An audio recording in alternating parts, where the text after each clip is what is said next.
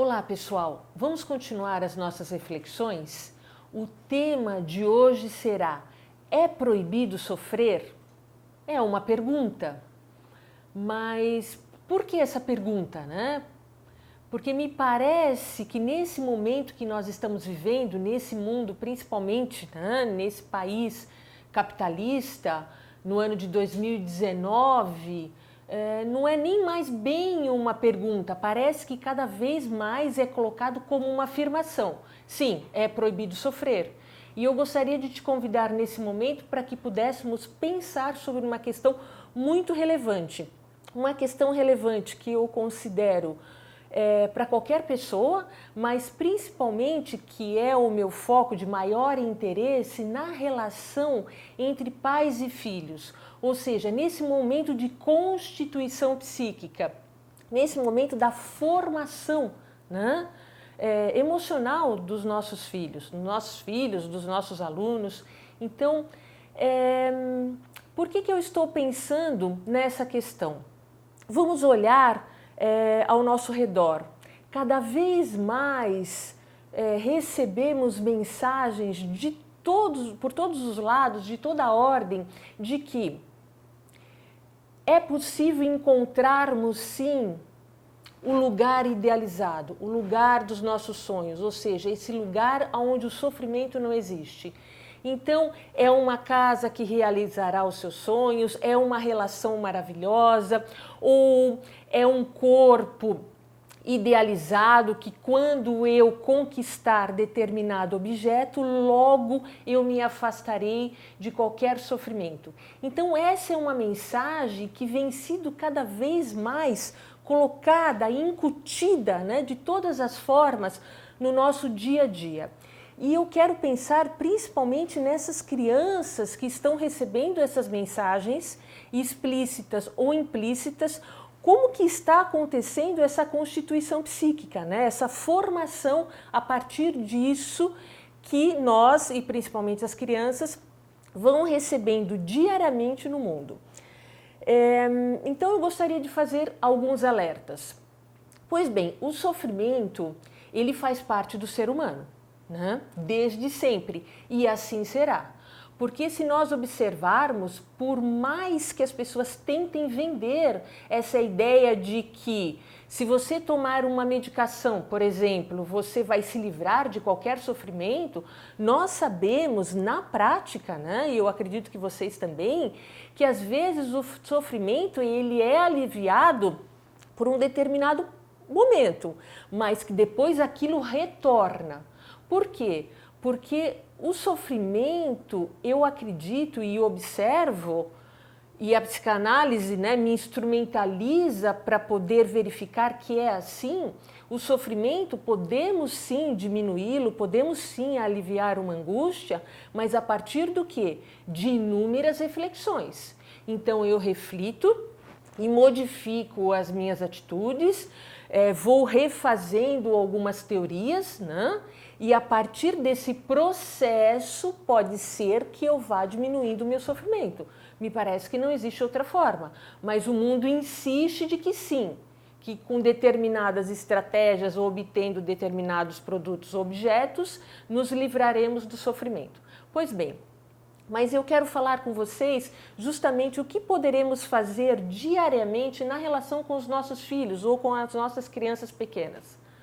Durante esses 25 anos do meu percurso, da minha trajetória, eu já escutei muitas famílias, inúmeras pessoas. Eu trabalhei durante muitos anos em clínicas psiquiátricas, ou seja, o momento que a pessoa ela é internada realmente é um momento de grande sofrimento psíquico. E escutando o relato, as histórias dessas pessoas, a gente observa que existe algo muito incomum na forma como foram criadas, né? E é isso que eu quero te chamar a atenção. O que é isso, né?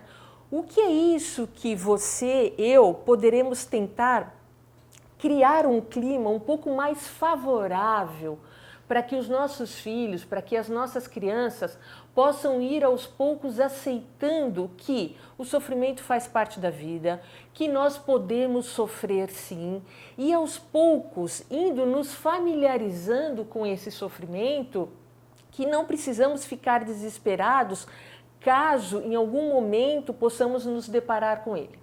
Por exemplo,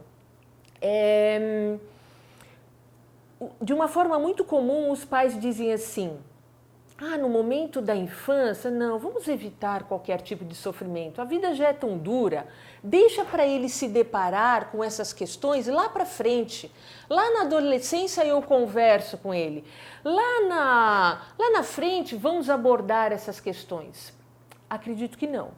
Eu acredito que desde o início da vida, é claro que com uma criança de 2 anos eu vou abordar o tema da morte diferente que eu vou conversar com um adolescente de uma forma diferente que será com um adulto. Mas, por exemplo, o tema da morte, eu acredito que ele já deveria ser abordado, sim, desde o início. Um exemplo bem comum que talvez vocês já tenham vivenciado ou até mesmo presenciado em alguma família.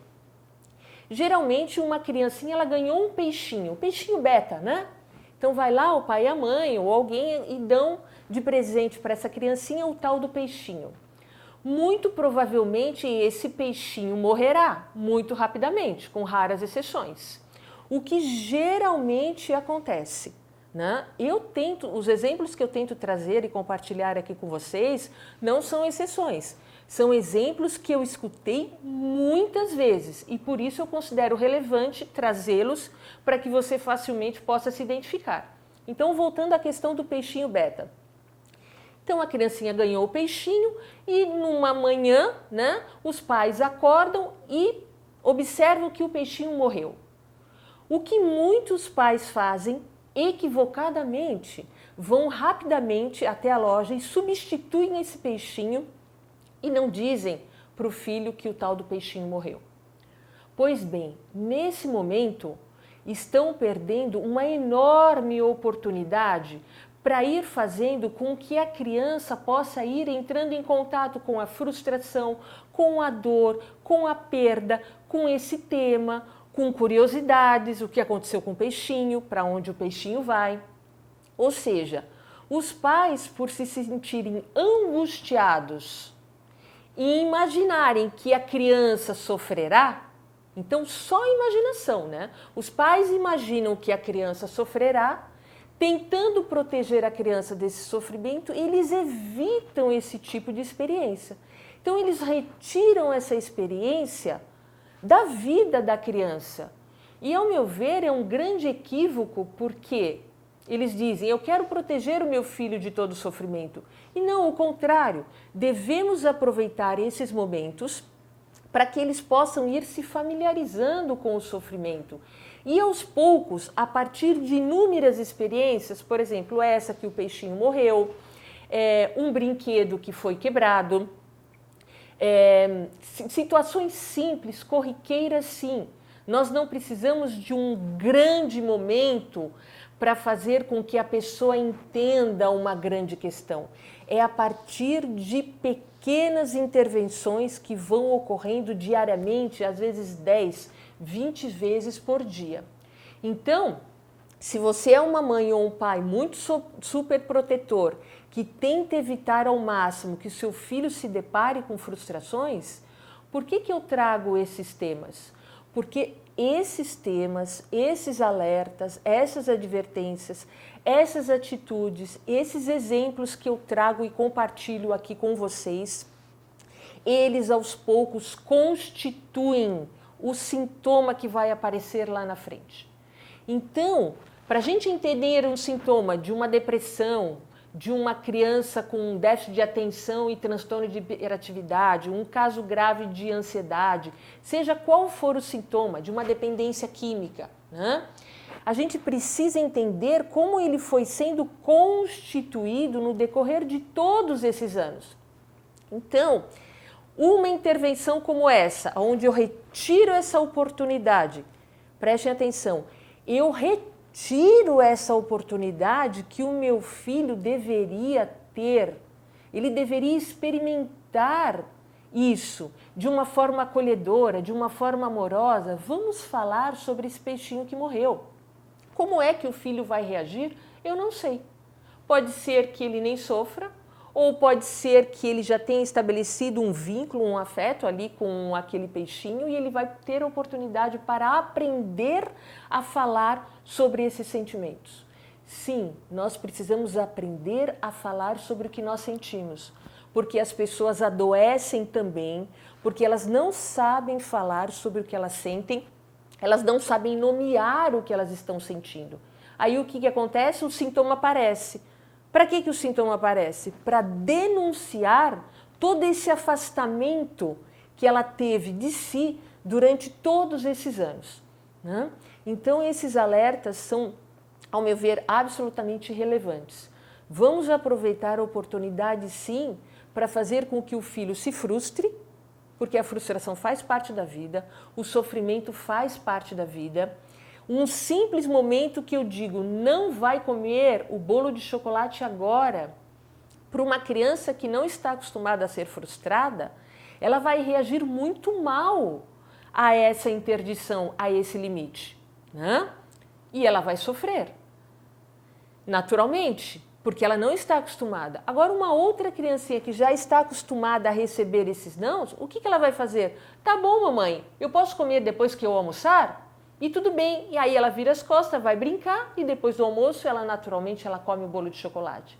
Então só esse tipo de reação que a gente observa nas crianças diariamente, aquela criança que não suporta um simples não pode comer bolo de chocolate, daquela que naturalmente já lida muito bem com esse tipo de interdição, a gente já observa que aquela atitude da criança já denuncia uma relação que existe entre ela e os familiares e que já existe durante muito tempo. Então vamos observar, vamos ficar atentos para que os filhos possam sim, aos poucos, ir entrando em contato com o sofrimento. Por quê? É proibido sofrer? Não deveria ser, porque o sofrimento faz parte da nossa vida, ele nos constitui e sim, muitas vezes ele nos fortalece. Tá bem? Esse assunto é muito denso, muito complexo, né? Mas hoje eu vou falar sobre apenas essas questões, mas se você quiser e tiver interesse, poderemos continuar refletindo sobre algo tão importante, né, em outros momentos. Tá bem?